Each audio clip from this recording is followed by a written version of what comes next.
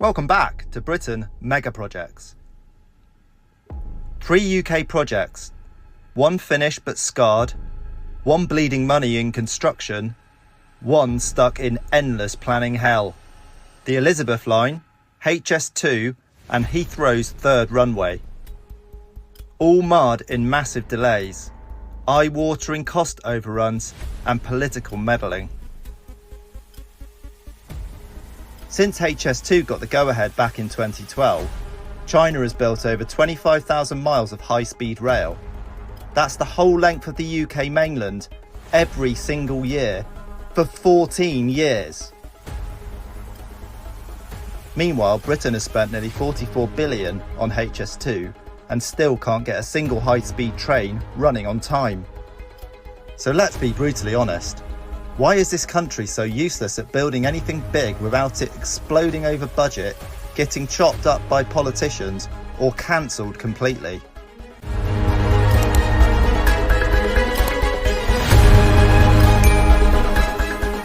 A huge chunk of the answer: lawyers, bureaucrats and environmental lobby groups, raking in cash while the rest of us wait for decent trains and airports.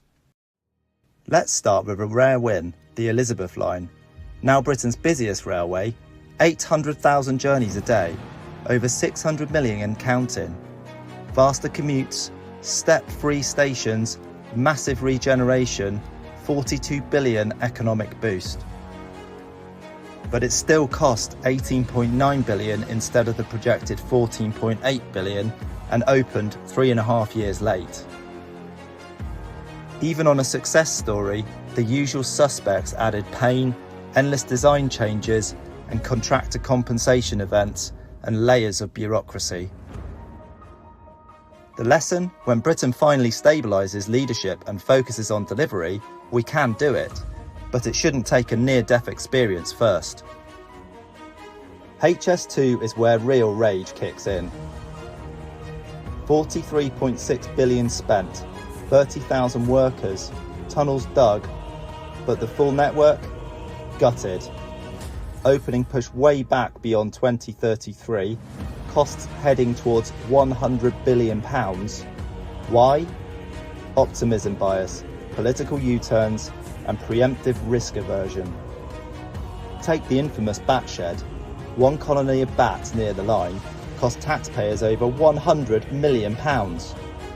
Lawyers, hydrologists, environmental consultants analysing 17 different options, billing hundreds of thousands per study. Judicial reviews and legal challenges have added hundreds of millions across HS2.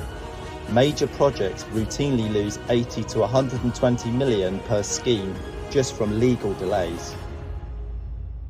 Public bodies have even sued HS2 themselves. Meanwhile, China just builds. Standardised designs, fewer veto points. The result? 25,500 miles in the time we've argued over one line. Yes, China cuts corners on the environment and democracy. We don't want that. But the UK system has swung so far the other way that lawyers and lobby groups are effectively holding institutions hostage while the country falls behind. Heathrow's Third Runway. Decades of dithering, still not built. Airport at capacity, economic price is enormous. Jobs, trade, Elizabeth Line links, latest plan around 49 billion. But every step is bogged down in noise complaints, climate challenges, M25 diversions and legal threats from lobby groups. Airlines fighting over who pays. This is the pattern. Announce it, consult endlessly, get sued, delay, repeat. The UK has spent years in legal limbo on projects that other countries greenlight in months. But the eventual result from most analysis needs to be built, so why not just get on with it? But invariably the eventual result from most analysis, as with the Elizabeth Line, is that it needs to be built. Why not just get on with it? Go back to Isambard Kingdom Brunel.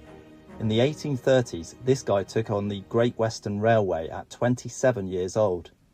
He designed it, directed it and delivered the full 160-mile London to Bristol line in just 5 years.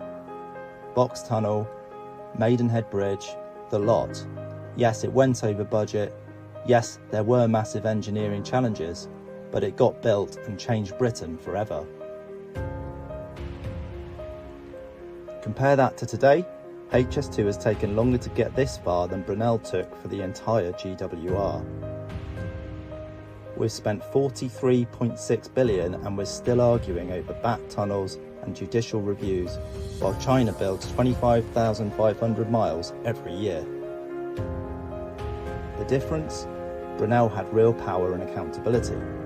One decisive leader who could cut through the nonsense and make things happen. Look at Mark Wilde right now. He took over the failing Elizabeth line back in 2018 and dragging it across the finish line. Now as HS2 CEO, he's doing the same reset, cutting the white-collar army, moving people to the front line and refusing to let the problem factory win. Solutions that actually benefit everyone. 1. National infrastructure fast track, 12 to 18 months max. 2. Rein in the legal gravy train. 3. Standardised designs. 4. 5. Bring back Brunel-style leadership. Appoint proven, high-caliber leaders like Mark Wilde from day one. Give them real authority, long tenures, and personal accountability. Public dashboards, one name responsible, reward success, replace failure, no more faceless committees. Do this and we can stop wasting billions on lawyers, consultants and gold-plated nonsense. The money goes on steel and concrete, jobs, homes and real environmental gains. Britain doesn't have to be useless at building big. We just need to remember how we used to do it. The Elizabeth line proves we can still deliver when the nonsense stops. HS2 and Heathrow show what happens when it doesn't. Britain doesn't have to be useless at building big. We just need to stop letting the system bleed us dry. What's the next project we should force through properly? Comment below. Like, subscribe, and let's push for real change. See you next time. Let's actually rebuild Britain.